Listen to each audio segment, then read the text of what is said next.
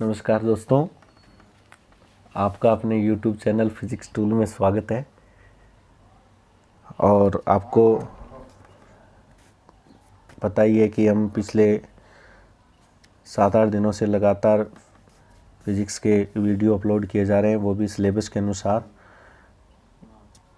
यानी एक तरीके से सिलेबस हम स्टार्ट कर चुके हैं और आज के इस वीडियो के बाद लगभग फिजिक्स के 17 में से 2 चैप्टर आपके कंप्लीट हो जाएंगे। तो अब 2 छोटे छोटे टॉपिक रहे हैं जिनके लिए मैंने कुछ नोट्स तैयार कर रखे हैं पहले से। सिर्फ 2 ही टॉपिक हैं, उसके बाद ये दूसरा चैप्टर जो आपका गाउस के नियम और उसके अनुप्रयोग नाम से आपकी किताब में है, वो ख़त्म हो जाएगा। एक तो मैं सभी बच्चों से रिक्वेस्ट करता हूँ कि सभी अभिभावकों से भी रिक्वेस्ट करता हूँ कि ज़्यादा से ज़्यादा वीडियो शेयर करें उन सभी बच्चों के पास जिनके पास अभी तक इस चैनल से संबंधित सूचनाएं नहीं पहुंची हैं। तो आपसे मेरा अनुरोध है कि प्रत्येक बच्चे के पास इससे संबंधित जो भी जानकारी है वो पहुंचे, ताकि प्रत्येक बच्चा अपने जो कक्षा 12 के लिए जो सिलेबस है उसको कवर कर सके और इन दिनों का पूर्ण रूप से फ़ायदा उठा सके। तो आपसे मेरी रिक्वेस्ट है कि आप ज़्यादा से ज़्यादा चैनल को शेयर और सब्सक्राइब कीजिए। और जो भी नए बच्चे चैनल से जुड़े हैं, हमसे जो बच्चे जुड़े हैं इन वीडियो के माध्यम से, इस चैनल के माध्यम से, उनसे मैं ये कहना चाहूँगा कि आप पहले शुरुआत से वीडियो देखें, चाहे वो कक्षा 12 के हो चाहे कक्षा 10 के हो। कक्षा 10 के वीडियो लगातार लगभग 5-6 वीडियो अपलोड हो चुके हैं। और तो आपसे यही अनुरोध है कि हमने वीडियो को क्रम वाइज अपलोड किया है, उसके ऊपर आपको पार्ट 1 पार्ट 2 इस प्रकार वीडियो के क्रमांक देखने को मिलेंगे। तो आप क्रम से वीडियो देखें ताकि चैप्टर में आप सिलेबस के अनुसार क्रमबद्धता से आगे बढ़ सकें और अपने किसी नोटबुक में आप नोट्स भी तैयार कर सकते हो। ठीक है, तो क्रम से वीडियो देखना ज़्यादा ज़रूरी है। और एक बात और दूसरी कि ये थोड़े से लंबे टॉपिक हैं, नए टॉपिक हैं, तो ऐसा भी हो सकता है कि फ़र्स्ट टाइम वीडियो देखें तो शायद ये चीज़ आपके कम समझ में आए।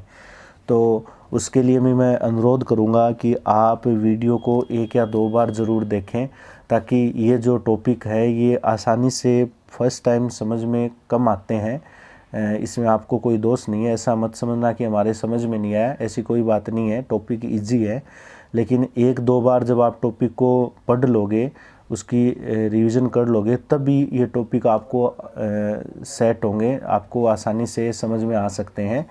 तो आपसे ये मेरा अनुरोध है कि टॉपिक को क्रमबद्धता से पढ़ें। बीच में से वीडियो देखते हो तो आपको टॉपिक आसानी से समझ में नहीं आएगा। और निश्चित शेड्यूल के हिसाब से हम वीडियो अपलोड कर रहे हैं। एक वीडियो सुबह आता है, एक वीडियो शाम को आता है। बीच में आपको पर्याप्त गैप मिल जाता है ताकि आप उस वीडियो का पूर्ण रूप से मतलब जो भी उस पर आपको टॉपिक से संबंधित समस्या हो, कोई न्यूमेरिकल हो, उनको निकालने के लिए आपके पास समय मिल जाता है। तो ऐसा नहीं है कि हम बहुत ज़्यादा वीडियो अपलोड कर रहे हैं कि आपको पढ़ने का मौका ही नहीं मिल रहा है, ऐसी कोई बात नहीं है। सुबह वीडियो आता है तो दोपहर का समय आपके पास रहता है, आराम से उस चीज़ को तैयार कर सकते हो। शाम का वीडियो आता है तो आप 5 बजे के आसपास वीडियो आता है, उसको देखकर आप लोग उसके बाद में आराम से टॉपिक को कम्प्लीटली तैयार कर सकते हो। तो इस प्रकार हम आपके सामने ये सिलेबस रख रहे हैं। तो आपसे अनुरोध है और हम आपसे ये रिक्वेस्ट कर रहे हैं कि आप इस चैनल को और आगे विस्तृत करने के लिए और आगे बढ़ावा देंगे, ताकि हमारा उत्साह, हमारा मनोबल बना रहे और हम जिस उद्देश्य से आपके सामने इस चैनल के माध्यम से आए हैं वो हमारा उद्देश्य पूरा हो सके। चलिए हम शुरुआत करने जा रहे हैं। इससे पहले मैं बता देना चाहूँगा, कल की क्लास में ये मैंने नोट्स पेपर तैयार करवाया था आपको। ये नोट्स पेपर आपके लिए तैयार किए जा रहे हैं ताकि जब भी कोई डिमांड आती है वीडियो से संबंधित तो मैं उसको दोबारा आपको इन्हीं पेपर के माध्यम से दोबारा समझा सकूं। और दूसरी बात ये है, वीडियो देखकर आप लोग नोट्स भी बना सकते हो आसानी से, घर पर अपने स्तर पर नोट्स आराम से क्रिएट कर सकते हो इन नोट्स पेपर की सहायता से।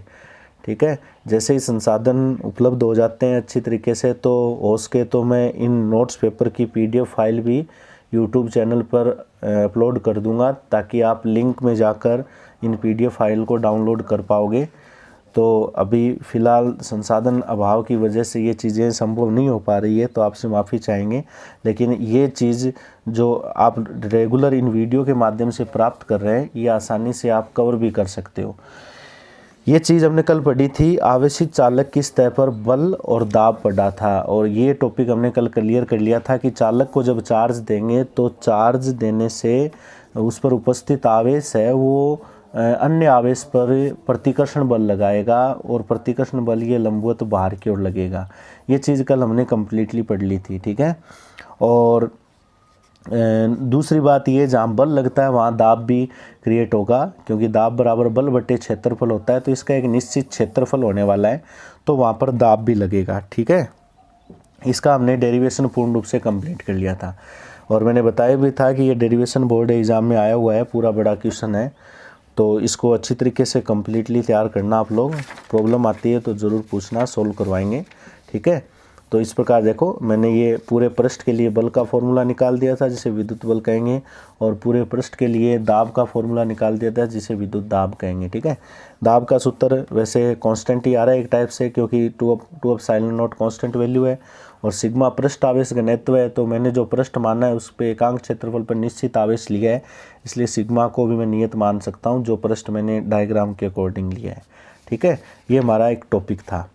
चलो आज हम आगे बढ़ते हैं, और आगे बढ़ने से पहले मैं इसी डायग्राम को एक बार यूज़ में भी लूँगा, जो कल मैंने बताया था, ठीक है। और मैं आज का जो अपना टॉपिक है, आज का टॉपिक है, उस टॉपिक पर मैं चर्चा करता हूँ, जिस टॉपिक का नाम है विद्युत क्षेत्र के एकांक आयतन में ऊर्जा, ठीक है। बहुत ही सिंपल टॉपिक है, एक छोटी सी इसकी थ्योरी है, और छोटा सा डेरिवेशन है, कोई बड़ी लंबी बात नहीं है इसके अंदर, एकदम साधारण सी चीज़ है। देखो, विद्युत क्षेत्र के एकांक आयतन में क्या ऊर्जा कितनी होगी, विद्युत क्षेत्र के एक आयतन में। आपको पता है, जहाँ चार्ज होगा वहाँ विद्युत क्षेत्र होगा, आवेश होगा वहाँ विद्युत क्षेत्र होगा, और उसके एक आयतन में ऊर्जा। देखो, ऊर्जा नाम आता है, तो ऊर्जा का संबंध हम कार्य से लेते हैं, ठीक है। तो अपने को पता है कि जब हमने कल आवेशित चालक, मैंने ये चीज़ लिख रखी है, जो चालक लिया था उस पर कल बल भी लगा था और दाब भी लगा था, वो भी कहाँ, बाहर की ओर। उस बल का मान ये लिखा था हमने, अभी मैंने बताया आपको, अभी हमने देखा भी है पूरे पृष्ठ के लिए। अगर मैं उसको पूरे चालक को पूरा गोल पृष्ठ मानूँ और उसकी रेडियस r मान लूँ, जैसे मैंने यहाँ डायग्राम बना रखा है, यही तो हमारा कल वाला चालक, ठीक है, या इस डायग्राम में देख सकते हो कल वाले पेपर में, ठीक है। ये हमारा कल वाला चालक था, अगर इसकी मैं रेडियस r मान लूँ, मान सकता हूँ, कोई दिक्कत नहीं है, तो पूरे पृष्ठ के लिए बल का फॉर्मूला ये आ जाएगा, सिग्मा स्क्वायर बटे 2 एप्सिलॉन नॉट ds। तो उस गोलाकार वक्र पृष्ठ का क्षेत्रफल लेना है मेरे को, और वक्र पृष्ठ क्षेत्रफल कितना होता है, 4 पाई r²। ज़्यादा प्रॉब्लम नहीं होनी चाहिए इस चीज़ों के अंदर, क्योंकि ये नॉर्मल गणित के सूत्र हैं जो अपने कक्षा 10 से लगातार पढ़ते आते हैं, तो ये चीज़ें आपको तैयार होनी चाहिए, ठीक है। तो ds की जगह मैंने पूरा पृष्ठीय क्षेत्रफल कितना लिख दिया, 4 पाई r², ठीक है। और ये दाब मैंने बताया था, ये वही फॉर्मूला है, सिग्मा स्क्वायर बटे 2 एप्सिलॉन नॉट। क्लियर है। अब देखो मेन चीज़ क्या आती है, अपने को पढ़ना क्या है। मैं एक बात कहूँ कि जो कल हमने जो गोला लिया था, उस गोले पर मैं आवेश की मात्रा बढ़ा दूँ, ठीक है। ध्यान देना, प्रतिकर्षण बल पहले से विद्यमान है, जैसे ये हमारा गोला था कल के डायग्राम के अकॉर्डिंग, दिख रहा है आपको, इस पे चार्ज पहले से बैठा हुआ है, और बैठा हुआ चार्ज प्रतिकर्षण का काम कर रहा है, एक दूसरे को धक्का दे रहा है, ठीक है, क्योंकि प्रतिकर्षण तो करेगा पॉजिटिव पॉजिटिव एक दूसरे को। अब मुझे आप अच्छी तरीके से समझ सकते हो इस डायग्राम के अकॉर्डिंग कि अगर मैं इस गोले के ऊपर, इस चालक के ऊपर चार्ज और ज़्यादा बढ़ा दूँ, ठीक है, चार्ज बढ़ाना, तो चार्ज बढ़ाऊँगा, चार्ज बढ़ाने से एक तो प्रतिकर्षण पहले से लग रहा है, और हम इस पर और चार्ज दे रहे हैं, तो मेरे हिसाब से हमें इस प्रतिकर्षण के विरुद्ध काम करना पड़ेगा, तब हम चार्ज को यहाँ बैठा सकते हैं, ठीक है। तो स्पष्ट बात है कि हमें इस प्रतिकर्षण के विरुद्ध काम करना पड़ेगा, और जब भी काम करते हैं तो ऊर्जा कहीं ना कहीं अपने को देखने को मिलती है। तो मैंने एक लाइन लिखी है यहाँ पर कि चालक पर आवेश की मात्रा बढ़ाने पर या विद्युत क्षेत्र के आयतन में वृद्धि करने पर। ये तो आप कन्फर्म समझ सकते हो कि विद्युत क्षेत्र का आयतन तभी बढ़ता है जब आवेश की मात्रा बढ़ती है। विद्युत क्षेत्र का आयतन कब बढ़ेगा? जब आवेश की मात्रा बढ़ेगी। तो इन दोनों में आप कोई भी एक लाइन लिखो, या तो आवेश की मात्रा बढ़ाने पर या विद्युत क्षेत्र के आयतन में वृद्धि करने पर इस बल के विरुद्ध हमें काम करना पड़ेगा, और ये कार्य ही विद्युत ऊर्जा के रूप में संचित होगा। समझ गए बात मेरी? अब देखो यहाँ पर एक छोटी सी चीज़ समझने वाली एक ये है कि जब भी विद्युत क्षेत्र के आयतन में वृद्धि की बात आती है, ठीक है, जैसे मैंने ये गोला लिया था, कितनी त्रिज्या का? r त्रिज्या का। समझ में आ रही है चीज़? r त्रिज्या का हमने गोला लिया था और इसको हमने चार्ज दिया था, ये अपना चार्ज था।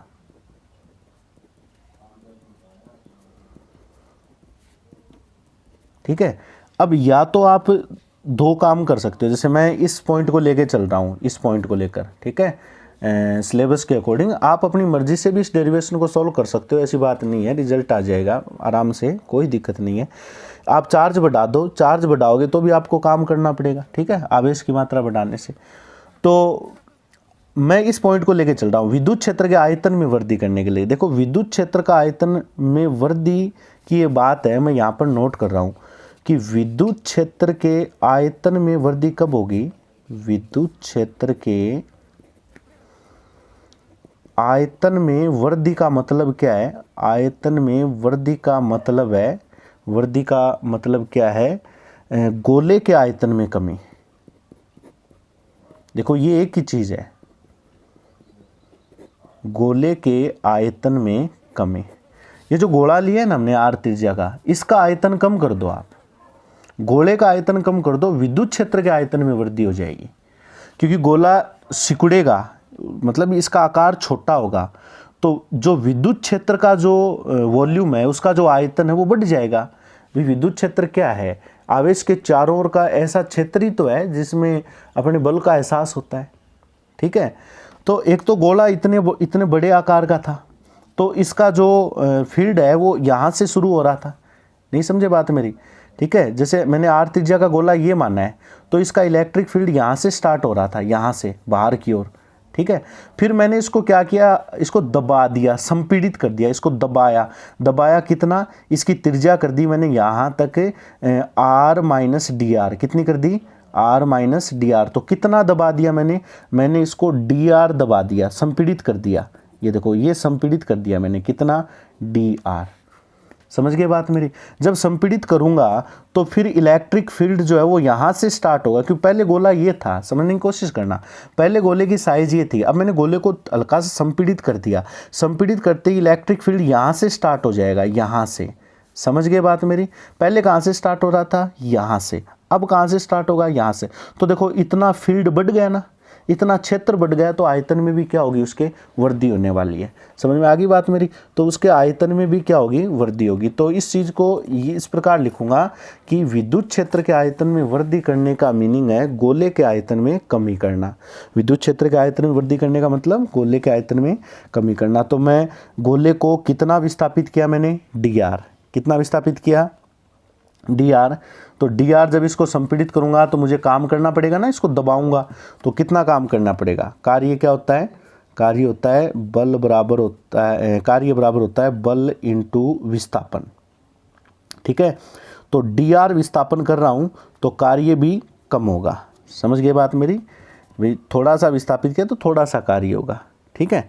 अब मैं बल की वैल्यू अपने पास है, यहाँ पर बल लग रहा है क्या? कितना बल लग रहा है? ये रहा, मैंने नोट्स पेपर में पहले से लिख रखा है बल, ये हमने कल निकाला भी था, सिग्मा स्क्वायर बटे पूरे पृष्ठ के लिए, क्योंकि पूरे पृष्ठ को ही दबा रहा हूँ ना मैं, तो पूरे पृष्ठ के लिए बल ये आ जाएगा सिग्मा स्क्वायर बटे 2 epsilon naught 4 pi R square into 4 pi R square, 4 pi R square into D R, ठीक है। 4 pi R square into D R. ये चीज़ समझ में आई आपके? अब देखो, अब एक चीज़ समझना आप लोग कि ये 4 पाई आर स्क्वायर क्या है? 4 पाई आर स्क्वायर वक्र पृष्ठीय क्षेत्रफल है ना, और डी आर इसके आयतन में कमी हो रही है। तो क्षेत्रफल को, अब डी आर दूरी तो है, क्षेत्रफल को अगर दूरी से गुणा कर दूं तो आयतन में परिवर्तन आता है। ठीक है, आयतन में क्या आएगा, ये परिवर्तन आएगा, क्योंकि क्षेत्रफल इंटू मोटाई आयतन ही होता है, और डी आर अल्प विस्थापन किया है तो आयतन में अल्प परिवर्तन हो गया, तो डी डब्ल्यू बराबर आ गया सिग्मा स्क्वायर बटे 2 epsilon naught into D V. ऐसा लिख सकते हैं अपने, क्लियर है। ये तो आया है डी आर विस्थापन के लिए, ठीक है, थोड़ा सा विस्थापन किया है, तो पूरा अगर निकालना चाहें, पूरी ऊर्जा निकालना चाहें, पूरा कार्य निकालें, तो अपने को पता है कि संपूर्ण विद्युत क्षेत्र में संचित ऊर्जा, तो आप इसका समाकलन कर दो, समाकलन करोगे तो टोटल कार्य W, और ये कार्य ऊर्जा होगी इसलिए इसको U से लिख दूंगा, सिग्मा स्क्वायर बटे 2 epsilon naught into D V. समझ में आ गई बात मेरी, ये आ गया टोटल कार्य या टोटल ऊर्जा, ठीक है। और आप अगर यही ऊर्जा एक आयतन में निकालना चाहते हो, यही ऊर्जा अगर आप लोग एक आयतन में निकालोगे तो उसे ऊर्जा घनत्व कहेंगे, ये भी कई बार पूछा जा सकता है, उसे क्या कहेंगे, ऊर्जा घनत्व कहेंगे, ठीक है। एक आयतन में अगर ऊर्जा निकाली जाए ना, यानी जो आपने ऊर्जा निकाली है ना, उस ऊर्जा में एकांक आयतन का भाग लगा दो, ठीक है। ये डी डब्ल्यू कार्य, यही तो ऊर्जा है, यही तो ऊर्जा है, कार्य ऊर्जा है, तो थोड़ी सी आयतन में, थोड़े से आयतन में थोड़ी सी ऊर्जा ये, तो ऊर्जा में इस आयतन का भाग लगा दो तो ऊर्जा घनत्व आ जाएगा सिग्मा स्क्वायर बटे 2 एप्सिलॉन नॉट। समझ गए बात मेरी, ये ऊर्जा घनत्व का सूत्र है, जिसको यू वी से भी हम दर्शा सकते हैं, ठीक है, यू वी से आप लोग इसको दर्शा सकते हो। ये ऊर्जा घनत्व का सूत्र हो गया, एकांक आयतन में ऊर्जा, यानी जो ऊर्जा निकाली है उसमें आयतन का भाग दे दो, इस यहाँ से भी निकाल सकते हो, यही चीज़ आनी है, सिग्मा स्क्वायर बटे 2 एप्सिलॉन नॉट, ठीक है। इसका एक रूप और भी बना सकते हो आप लोग, कैसे बनाओगे, कैसे बनाओगे, आपको पता है चालक है ना, और चालक के लिए विद्युत क्षेत्र ये होता है E बराबर सिग्मा बटे एप्सिलॉन नॉट, होता है क्या, पढ़ा है हमने। तो अगर मैं यहाँ से ये वैल्यू रखूँ तो UV बराबर सिग्मा की वैल्यू रख दो, सिग्मा की जगह रख दो E एप्सिलॉन नॉट का स्क्वायर बटे 2 एप्सिलॉन नॉट, नीचे पड़ा है, ठीक है। चालक के लिए फॉर्मूला होता है कि सूत्र याद करने जरूरी है, तो ये रिजल्ट आ जाएगा half E square epsilon not. ये सूत्र काफ़ी प्रचलित है, काफ़ी जगह काम में आना है, ठीक है। तो इस प्रकार ये चालक की एकांक आयतन में, विद्युत क्षेत्र के एकांक आयतन में ऊर्जा का टॉपिक हो सकता है, ठीक है। कब आएगी ये चीज़, आवेश में वृद्धि करने पर या इसके विद्युत क्षेत्र के आयतन में वृद्धि करने पर। विद्युत क्षेत्र का आयतन कब बढ़ेगा, जब गोले के आयतन में कमी होगी। इस चीज़ को समझने की कोशिश करना, एकदम सिंपल सा टॉपिक है, ठीक है। एक टॉपिक तो ये है, और एक आसान सा टॉपिक और है इसके बाद में, ठीक है, वो ये है साबुन के आवेशित बुलबुले का संतुलन। साबुन के आवेशित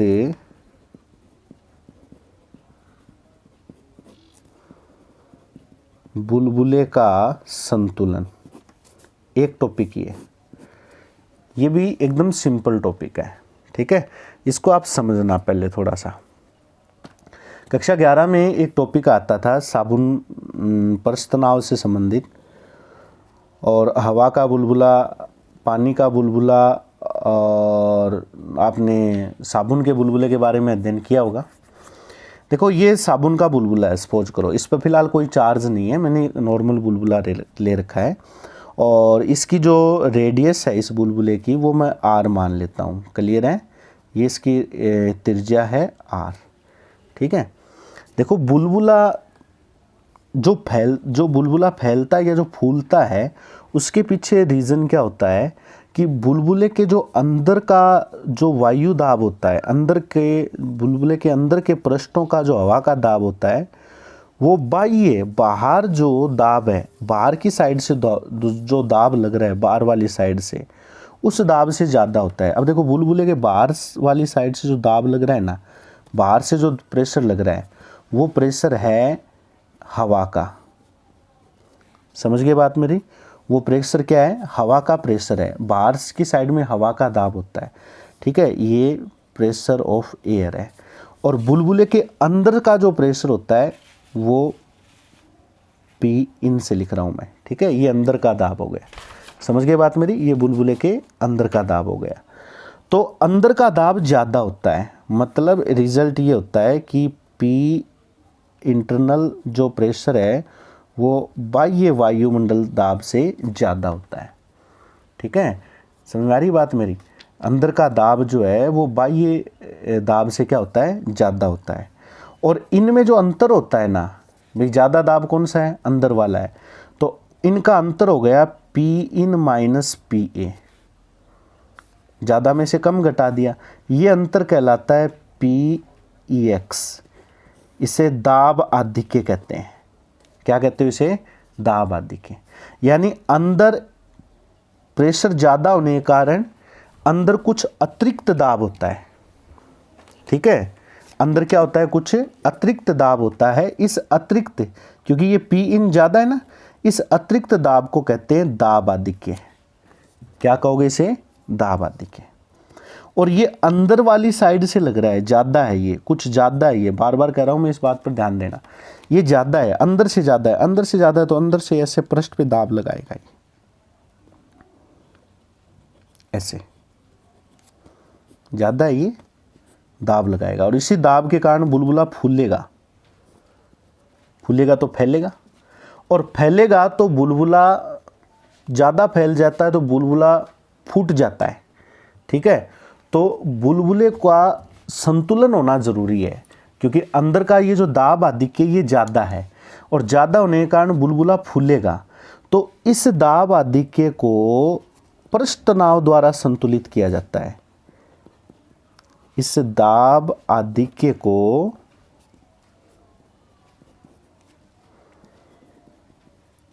पृष्ठ तनाव जो बल है वो संतुलित करता है। पृष्ठ तनाव बल संतुलित करता है।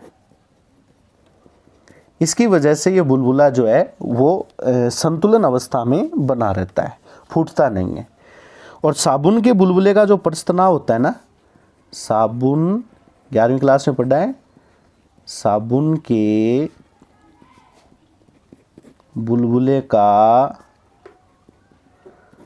पृष्ठ तनाव जो होता है उसकी वजह से साबुन के बुलबुले का पृष्ठ तनाव होने से जो दाब आधिक्य लगता है, जो दाब लगता है, पृष्ठ तनाव होने से जो दाब लगता है उसका मान 4T/R होता है। कितना होता है? 4T/R, क्योंकि साबुन के बुलबुले के 2 मुक्त पृष्ठ माने जाते हैं। तो इसका मतलब क्या हुआ कि पृष्ठ तनाव 4T/R है, और ये पृष्ठ तनाव इस दाब आधिक्य को संतुलित कर रहा है। मतलब PEX इज इक्वल 4T/R, ये दाब आधिक्य को संतुलित कर रहा है।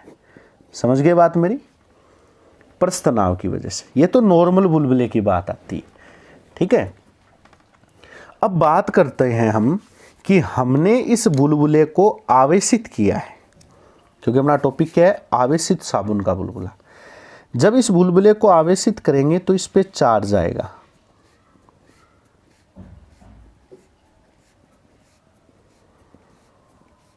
सही है बात? इस पे क्या आएगा? चार्ज आएगा। और जब ये चार्ज आएगा तो आपको पता है कि ये चार्ज आते ही एक प्रकार से चालक गोले की तरह काम करने लग गया जिस पे चार्ज है। और जैसे इस पे चार्ज आ गया, चार्ज आने से इस पर बाहर की ओर एक और बल लगना शुरू हो गया।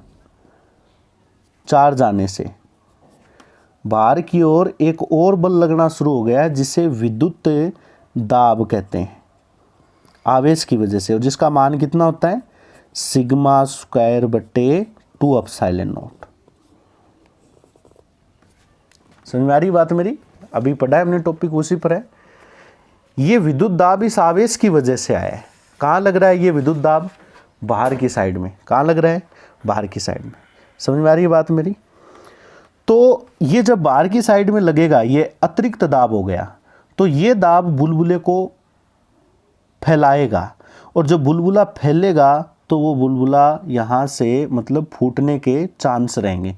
बुलबुला फूट सकता है क्योंकि अतिरिक्त दाब बाहर की ओर लग गया। लेकिन हमें बुलबुले को संतुलन में रखना है, बुलबुले को संतुलन में बनाए रखना है। समझ गए बात मेरी? तो ये स्पष्ट कंडीशन ये हो गई कि ऐसी कंडीशन में, इस स्थिति में, यानी बुलबुले को जब मैं आवेशित कर देता हूं, बुलबुले को आवेशित करने की स्थिति में, आवेशित करने की स्थिति में क्या होगा बताओ? जो टोटल बाह्य दाब है, ये है टोटल बाह्य दाब, ये किसके द्वारा? पृष्ठ तनाव बल द्वारा संतुलित हो जाएंगे। ठीक है? क्यों? क्योंकि बाहर की ओर एक तो कौन सा लग रहा था? PEX लग रहा था, ये भी बाहर की ओर लग रहा था, और ये भी कहाँ लग रहा है? बाहर की ओर। तो दोनों बाहर की ओर लगने वाले बलों, बाहर की ओर लगने वाले बलों का योग और पृष्ठ तनाव के कारण जो बल लगता है वो कहाँ लगता है? इसके अपोजिट। तो कितना होगा? बाहर की ओर लगने वाले बलों का टोटल जोड़ 4T/R के क्या होगा? बराबर होगा। ठीक है? तो ये चीज़ हम संतुलन की स्थिति में पढ़ सकते हैं। कब? जब बुलबुले को हमने चार्ज कर दिया। देखो एकदम सिंपल कंडीशन है, इसको समझो बस, और इसमें नॉर्मल सी बात है, और कोई ज़्यादा इसमें जटिल कोई प्रोसेस नहीं है, एकदम सिंपल सी कंडीशन है। अब एक बात बताओ, मैं आपसे ये कहूँ कि यदि दाब आदि के शून्य हो, दाब आदि के क्या हो? शून्य हो, तो इसके बाद बुलबुला फूट जाएगा। इसके बाद बुलबुला फूट जाता है। अतः ये कंडीशन क्या बन जाएगी? अगर P एक्सटर्नल 0 कर दूं तो सिग्मा स्क्वायर 2ε0 बराबर 4T/R, ये शर्त बन जाएगी फिर संतुलन के लिए। ठीक है? अगर आपको संतुलन करना है, ठीक है, तो फिर ये दोनों मान इसके बराबर होने चाहिए। अगर अंदर का दाब आदि के 0 हो गया तो संतुलन के लिए इन दोनों का मान आपस में बराबर होना चाहिए, अन्यथा बुलबुला फूट जाएगा। ठीक है? इस सूत्र से आप त्रिज्या निकाल सकते हो, बुलबुले की त्रिज्या निकाल सकते हो, बुलबुले की त्रिज्या निकाल सकते हो R। ठीक है? इस इक्वल क्या आ जाएगा? 8T/0 है। ये क्वेश्चन इन पे न्यूमेरिकल आते हैं। पृष्ठ आवेश घनत्व सिग्मा भी निकाल सकते हो, पृष्ठ आवेश घनत्व सिग्मा भी आप यहाँ से निकाल सकते हो। सिग्मा बराबर क्या आएगा? 8T/0/R अंडर में। क्यों? इसे निकालो। ठीक है? वज्र गुणा करके यहाँ से सिग्मा की वैल्यू। ये साबुन के बुलबुले के संतुलन की शर्त है।